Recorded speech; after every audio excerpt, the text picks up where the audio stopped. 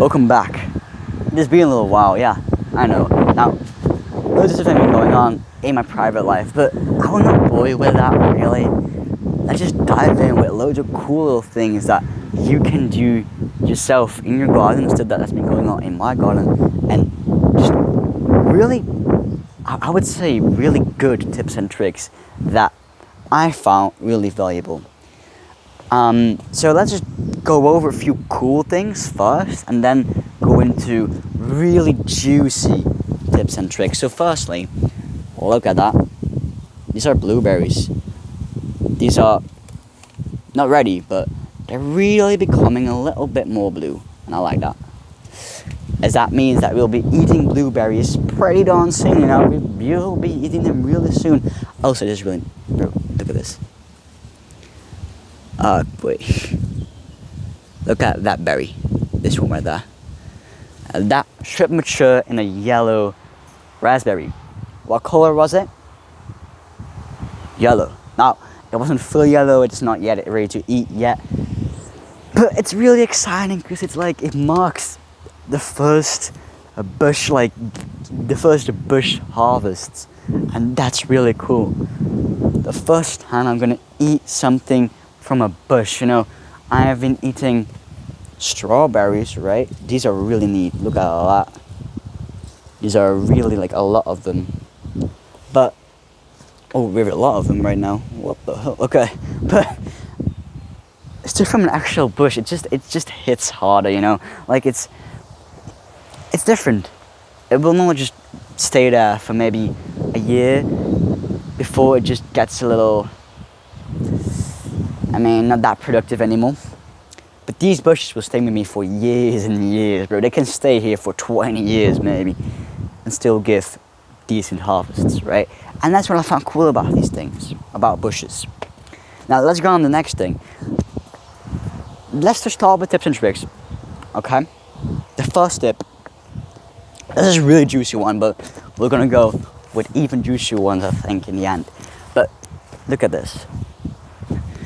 Over here we got corn with, I think, garden beans, or broad beans, or fava beans, depends on how you call them, with peas, right? And what's going to happen is these corn will grow up, become really big and tall and sturdy, and then these beans will become really tall and big and sturdy. Not too big, right? But a little big and sturdy. Not too sturdy, right? And then the peas will be able to climb all the way in between these plants. So we have corn, some of these beans, and the peas will just be hanging in between them.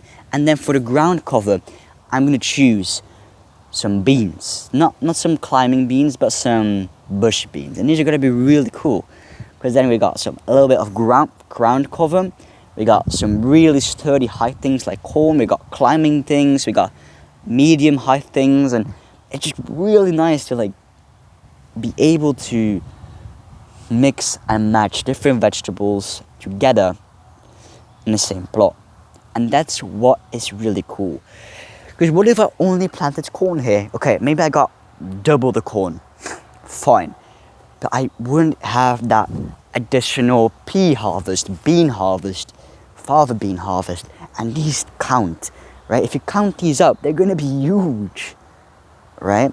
Also because every plant in this serves a purpose, right? The corn isn't just here for a crop. It's here also to support the peas and the fava beans. The bush beans aren't just there for more crops, although that's the main reason. They're also there to protect them from the sun, right? So that's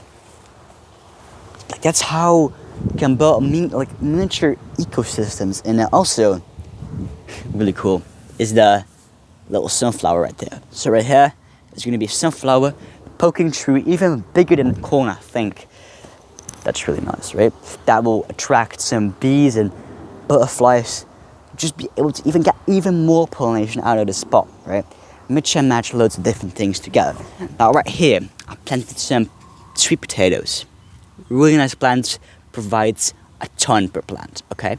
In between, I planted this little thing.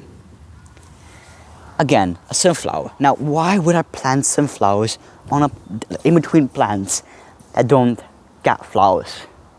At least not in the season that you harvest them. Well, that is because that just means that there's an even bigger amount of flowers to get to as the bees. So the bees will just be attracted to this spot insanely high. And also because it just looks really cool. And that's also something, something that you might have noticed if you have been gardening for a few years, right? Just out of nowhere, potatoes will just respawn, right? So without you doing anything, a random potato plant will just pop out of the ground again. I would recommend leaving it there. So I think what I'm going to do, I'm just going to leave this potato plant here, plant some of the lettuces, right? These lettuces around them, so that the potato, it has chosen to grow in here. It will thrive, right? Because if the plant decides that it's want to grow here, it will thrive, right? And that's what really is important, right? If a plant chooses a specific spot to get born, that plant is probably going to thrive there. Now, I'm not sure because I haven't experimented with it a lot, but I think it's really going to be a great harvest, right? I think that plant might do better than 2 of these other plants combined, right? Now, something you might have been noticing, now it's back again in my plants, but on these bean type plants right there, right? These fava bean or broad beans, we got loads of these tiny little black marks. I don't know if you can see them on camera, but loads of these tiny little black creatures, and that's actually a kind of like a cow for the ants, right? So ants milk these, okay? So these black little creatures, they suck energy out of the plant, and then the ants will suck energy out of these little creatures. I don't know how you really call them, but they're really small. And to prevent this, I would recommend either buying some kind of product which isn't the best, preventing it by planting plants that are also really attractive to these ants and these little creatures, or last resort, just spraying them with water. That'll just get rid of them. It's short term, but if you keep on doing it, I think it will work. That's what I'm trying right now. Now, when you're thinking that these beans are dying because the leaves are, the flowers are going black, that's not what's happening. When the flower goes black, it means this is happening. These little beans are being born. Okay? And instead of them growing downwards, they're growing actually upwards. So these fava or broad beans are growing upwards instead of downwards, which is not really usual. Okay. This thing is, it's not particularly a trick, but it's cool. Look at this. Look at that, it's a border of peas. Look at this. I got peas to eat for weeks if I wanted to. That's really cool. Now, the way I achieved this is by putting a little bamboo stick right here, so that these peas can climb on the bamboo and then just become really large and just thrive, right? They got almost infinite space to grow their peas, and that's really, really important, because that means I will just get 50 billion times more peas, right? Now let's go over the more tricks for not pruning, but tricks for guiding plants, right? Firstly, let's start with a really cool example, the cucumber. I'm not sure how I'm gonna put the cucumber on screen as it's underneath the staircase, but right here, right this plant, that's a cucumber. Now, how is this plant so high? Because if you grow a cucumber at home, it will not be that high. It will just stay on the ground.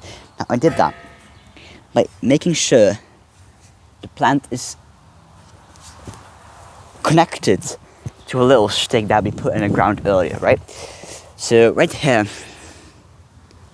there is a little stick. Oh, not on that leaf, but right there, a stick. And I connected the stick with the plant right here. And what that does is that the plant just goes upward. Now, in the future, I want this plant to go all the way here and then up these walls. So that in the future, not even like in a few months, that cucumbers will just be falling, not falling, but there being a jungle of cucumbers on the staircase walls. Not on the staircase, that would be a little annoying, but on the walls. Now, I think this might be the biggest tip of them all. No, maybe actually the one with the corn was really great. This one is probably one of the two biggest, okay? Is that you can also do the same thing with stuff like with pumpkins. And it's almost ready time to do that for me. So what you see here, I can clearly show it. No, that's a leaf. That's a leaf, yeah, okay.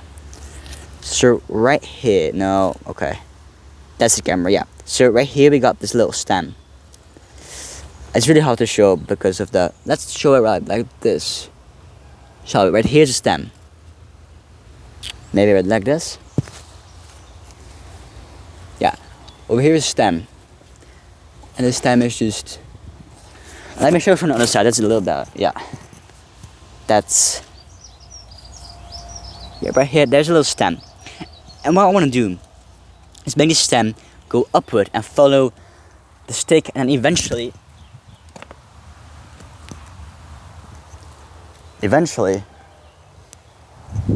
go all the way back up here, up in this little climbing thing. So what I'm going to do is I'm going to attach that stem as with the cucumbers on that bamboo, and that will potentially create the same effect. Now, why would we do this if we could trail it along? Well, because this plant is going up, and then only a few centimeters later, this plant, which is not looking that great, I'm going to replace that, this pumpkin can trail downwards within almost no distance of each other, right? Normally, pumpkins need a lot more place in between them, but because we're utilizing vertical space and ground cover space, we're able to almost double the not double, but actually maybe potentially double the harvest by planting maybe twice as many plants on the same spot. And you might think, oh well, yeah, not gonna work. Well, we'll find out this year. We'll find out. Not a cool thing, this is the last thing for today, is all of these flowers. Okay, this is a bad example. We're gonna go back up here. So, all these flowers. So in between every plant, or so, yeah, every plant, I planted some of these flowers. Anti-snail, pro bees, and like honey bees and honey. Is that a thing? Honey butterflies. That's not, but like butterflies, and pro birds. The good ones at least. So what this is gonna do is all of these flowers are gonna flower, and they're gonna attract loads of bees. They're gonna get snails away. They're gonna attract or birds as well. And what this is gonna do is all these flowers are gonna attract more bees mainly and butterflies. And then on that turn, they're gonna give more of my pumpkins and all my squash, all my beans, all of my everything, right? Tomatoes.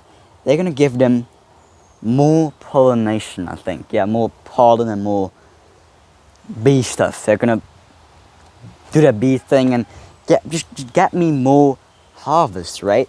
The more bees there are, the more bees that wanna hang out here, especially really near the plants, the more pumpkins are gonna get like actually pregnant, right? The more pumpkins that are gonna grow, the more pumpkins I'm gonna have. And that's it for today. Thank you for watching, and we'll see you in the future probably. Bye bye.